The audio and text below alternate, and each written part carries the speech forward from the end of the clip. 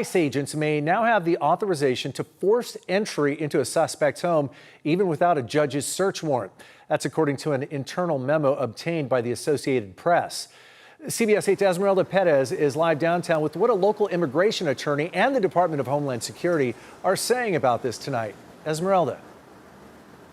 Well, this internal ICE memo is now raising questions about how far enforcement could go to enter private homes. Generally, until now, ICE agents needed a judicial warrant to go inside. So with this new guidance, immigration attorneys say this could lead to more arrests. ICE agents may have a greater authority to enter private homes. The Associated Press reports an internal memo authorizes forced entry during immigration arrest when agents have a final order of removal from an immigration judge. But agents must knock and announce first. But they may use force if entry is refused.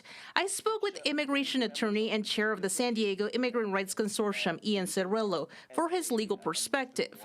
This memo is not only a violation of the U.S. Constitution, it's also a violation of their own protocols. In a statement, DHS Assistant Secretary Tricia McLaughlin says every undocumented immigrant who DHS serves an administrative warrant, also known as an I-205, has had a full due process and a final order of removal from an immigration judge. She adds, quote, the officers issuing these administrative warrants have also found probable cause. For decades, the Supreme Court and Congress have recognized the propriety of administrative warrants in cases of immigration enforcement. But Cerrello disagrees, saying this violates the Fourth Amendment and ICE still needs a judicial warrant to enter a home. As of now, yes. Okay, they still need a judicial warrant, and every community member should insist on a judicial warrant.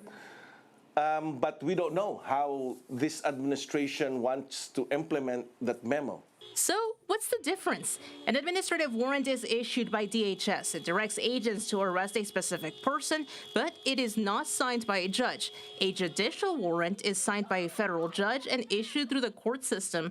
Here's how to tell them apart. The first thing that they will check is they have to see the heading of the document, right? If it says United States District Court, then that's likely a judicial warrant. If the document says ICE or DHS, Cerrello says it didn't come from a court. Next, check for a judge's signature. Administrative warrants are signed by ICE officials. Then, read the details. Judicial warrants list a specific person and address. Administrative warrants typically do not.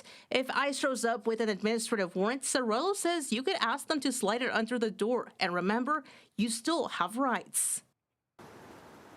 And Cerrello says that those rights are the right to remain silent, to ask questions, to document what's happening. And he also stresses don't resist arrest. Now, when it comes to this new guidance, he says that this will be likely challenged in court. Of course, we're going to keep track of any new developments when it comes to this. Live from downtown, Esmeralda Perez, CBS 8. Back to you. Thanks, Esmeralda.